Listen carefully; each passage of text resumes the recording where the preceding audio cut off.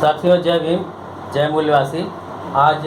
हमारे बीच उपस्थित हुए हैं पश्चिम बंगाल राज्य के मूल्यवासी कर्मचारी कल्याण संघ के राज्य सचिव माननीय विनोद राम सर, पेशे से शिक्षक हैं। हमारे बीच उपस्थित हैं मूल्यवासी कर्मचारी कल्याण पश्चिम बंगाल के राज्य अध्यक्ष, जो पेशे से शिक्षक थे, रिटायरमेंट हो गए हैं, मान्यवर ईवी राजू सर। तो आज हम मूल्यवासी कर्मचारी कल्याण संघ के राज्य के जनरल सेक्रेटरी से मैं जानना चाहता हूं कि मूल्यवासी कर्मचारी कल्याण संघ है क्या, और मूल्यवासी कर्मचारी कल्याण संघ बनाने की आवश्यकता क्यों पड़ी। क्या मूल्यवासी कर्मचारी कल्याण संघ की बनाने की आवश्यकता इसलिए पड़ी क्या कि इसके पहले जितने संगठन हैं शायद वो SC, ST, OBC and minority हितों की बात नहीं करते हैं। अगर ऐसा है तो फिर मूल्यवासी कर्मचारी कल्याण संघ के बैनर तले कर्मचारियों का आना चाहिए और उन कर्मचारियों के लिए आपको संदेश दीजिए ताकि वो जान पाए कि मूल्यवासी कर्मचारी कल्याण संघ क्या है, और उनको ये भी बताइए कि मूल्यवासी कर्मचारी कल्याण संघ किस क्षेत्र में काम कर रहा है। सभी को जय भीम, जय मूल्यवासी। आज मैं यहाँ उपस्थित हुआ हूँ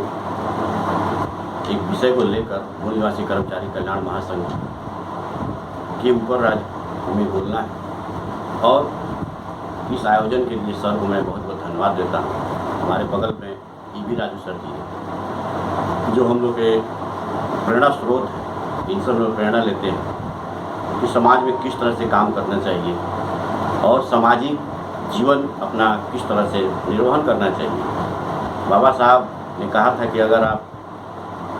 समाज में हैं तो, और समाज में आप नौकरी पाए हैं, आरक्षण से आप नौकरी पाए हैं, तो आप उस समाज के प्रतिनिधित्व हैं। तो हम लोग आज मूल निवासी कर्मचारी कल्याण महासंघ के ऊपर बात करना है। मूल निवासी कर्मचारी कल्याण महासंघ, जहाँ तक जिस शब्द से ही पता चलता है कि SC, ST, OBC भारत के मूल निवासी संबंधित जो भी कर्मचारी हैं, अनुसूचित जाति, अनुसूचित जनजाति, पिछड़ा वर्ग और उनसे परिवर्तित जो भी हमारे अल्पसंख्यक समाज के मुसलमान भाई हैं, सिख भाई हैं, बौद्ध भाई हैं, इन लोगों का संगठन है। और पहले भी बहुत सारे संगठन थे और आज भी काम कर रहे संगठन, सब कर्मचारियों के संगठन अलग अलग पार्टियों के बैनर तले काम कर रहे हैं। लेकिन जो रिजल्ट आना चाहिए था, जिस तरह से कर्मचारियों की जो समस्याएं हैं, उन समस्याओं का निराकरण उस तरह से नहीं हुआ। कर्मचारी की समस्या के साथ साथ, क्योंकि देश का विकास, कर्मचारी अगर विकास करता है तो देश का विकास होता है, और इसके लिए हमें उनका जो प्रतिनिधित्व है, उनका जो रिप्रेजेंटेशन है जो हर विभाग में, वो होना चाहिए। तो मूल निवासी कर्मचारी कल्याण महासंघ ने 10 सूत्रीय मांगों को लेकर सरकार के सामने प्रपोजल रखा है, और उसमें कर्मचारियों के बारे में जो भी समस्याएं हैं और उनके निराकरण के उपाय भी उसमें हैं कि कैसे इसको किया जा सकता है। सरकार से हमारा अनुरोध है कि उसको पढ़ के, उसको समझ के,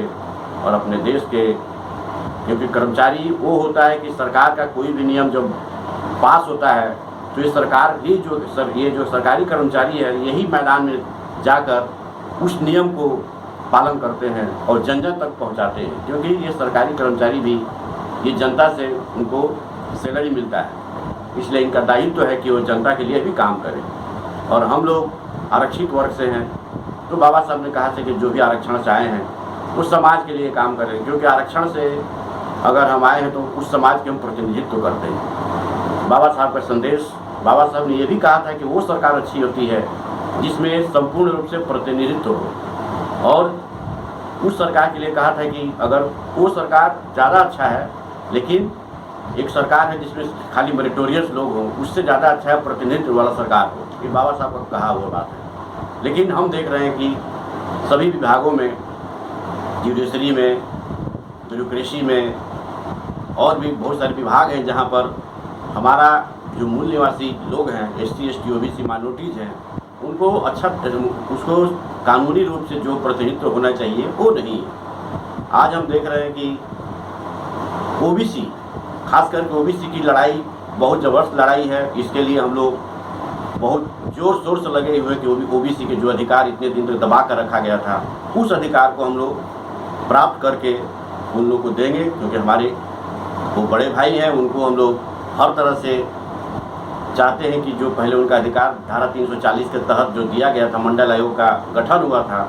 बहुत सारी अनुशंसाएं हैं जो अभी तक लागू नहीं हो पाई हैं। तो हम लोग चाहेंगे कि मंडल कमीशन के नियम को पूरा तरह से लागू किया जाए। साथ में जो जनसंख्या, ओबीसी की जनसंख्या जो गिनती की बात है, जनगणना की बात है, वो भी अभी तक पेंडिंग है। सरकार के ढुलमुल रवैये की वजह से पिछली सरकारें और वर्तमान सरकारें इससे दूर होती जा रही हैं और नहीं चाहती है कि इनका जनगणना हो और इनको उचित प्रतिनिधित्व मिले। ये जो मूल्यवासी कर्मचारी कल्याण संघ क्या किसी राज्य विशेष में है या ये कितने राज्यों तक फैला हुआ है? मूल निवासी कर्मचारी एक पैन इंडिया संगठन है, पूरे भारत में एक बृहद संगठन है। अभी तक जो जितने संगठन बनते थे, रेलवे के SC ST OBC एम्प्लॉइयों का अलग संगठन हुआ करता था, बैंक वालों के लिए SC ST OBC का अलग संगठन हुआ करता था, तो अलग अलग यूनिट का अलग अलग संगठन इस तरह से बना हुआ था। लेकिन अब जो संगठन बना है, इसमें एक बहुत बड़ा एक छतरी, उस छतरी के नीचे बाकी जितने संगठन हैं छोटे छोटे सबको आना है और अपनी समस्याएं वहाँ रखना है। और ये बड़ा छतरी है, एक राष्ट्रीय स्तर का संगठन है मूल निवासी कर्मचारी कल्याण महासंघ, और वो उन समस्याओं को देखेगा और उन समस्याओं के ऊपर कार्य करेगा। सर ये कितने राज्यों तक फैला? ये अभी तक 22 राज्यों तक इसका विस्तार हो चुका है और हम लोग वर्तमान में इसको और आगे बढ़ाने में लगे हुए हैं। तो मूल निवासी कर्मचारी जो हैं अन्य कर्मचारी संगठनों से जुड़े हुए, तो उनके लिए आप क्या कहें? जो अन्य संगठनों से जुड़े हैं उनके लिए हमारा यही संदेश है कि आप अपने संगठन से जहाँ हैं वहीं जुड़े रहें, लेकिन इस जो एक बड़ा संगठन जो राष्ट्रीय स्तर का संगठन है, जो सबको लेकर चल रहा है, उसके साथ आपको सहयोग करना है और उसके सहयोग से आप अपने जो मुद्दे हैं वहाँ उठाइए और वहाँ रखिए, जिससे आप पे जो समस्याएं हैं उसको हम लोग वहाँ तक, जो केंद्रीय कार्यकारिणी समिति हमारी है, वहाँ तक ले जाएं और वो सरकार तक वो बात हम लोग पहुँचाएं, जिससे कर्मचारियों की जो समस्याएं हैं उसको हम लोग हल कर पाएँ। अंत में आपसे एक सवाल है कि SC ST OBC and minority के जितने भी भाई लोग हैं, नौकरी में हैं, सरकारी नौकरी में, राज्य के, सेंट्रल गवर्नमेंट, अंडरटेकिंग, फैक्ट्रियों में, उनसे आप क्या कहना चाहेंगे? हमारे जितने भी मूल निवासी भाई SC ST OBC माइनॉरिटी के लोग हैं जो सरकारी नौकरियों में हैं और अंडरटेकिंग, गवर्नमेंट अंडरटेकिंग में है, उनसे मेरा संदेश ये है कि सबसे पहले जो हमारा जो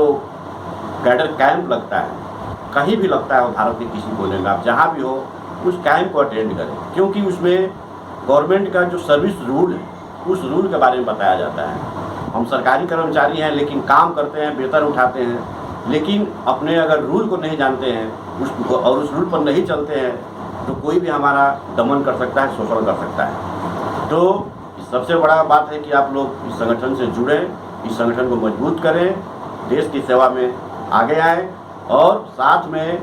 अपने जो अधिकार हैं, अपने जो हमने बाबा साहब के संविधान ने जो हमको अधिकार दिया है, उस अधिकार को हम जानें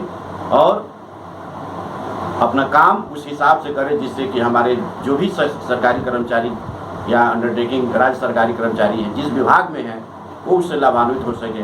उनका परिवार का जीवन अच्छा से बीत सके। और सरकार से ये भी गुजारिश है कि जो शिक्षा को जिस तरह से अभी 2 वर्षों में शिक्षा को जिस तरह से अवनति देखने को मिल रहा है, क्योंकि शिक्षा ही सब समस्याओं को ख़त्म कर सकती है। तो मूल निवासी कर्मचारी के जो भी बच्चे हैं, मूल निवासी कर्मचारियों के बच्चे खास करके जो सरकारी विद्यालयों में पढ़ते हैं, उनकी जो पढ़ाई लिखाई की व्यवस्था फिर से सुचारू रूप से कोरोना ख़त्म हो रहा किया जाए और शिक्षा का बेसरकारीकरण भी बंद हो, ताकि हमारे मूल निवासी कर्मचारी के जो बच्चे हैं उनको ऊंची शिक्षा में और कहीं भी आर्थिक तंगी का सामना नहीं करना पड़े। सर बहुत बहुत धन्यवाद आपको जो हमसे आपने बात किया, इसके लिए पुनः मैं राज्य के अध्यक्ष माननीय DV राजीव सर और जनरल सेक्रेटरी माननीय विनोद सर को मैं बहुत बहुत धन्यवाद देता हूँ। हार्दिक बधाई। धन्यवाद।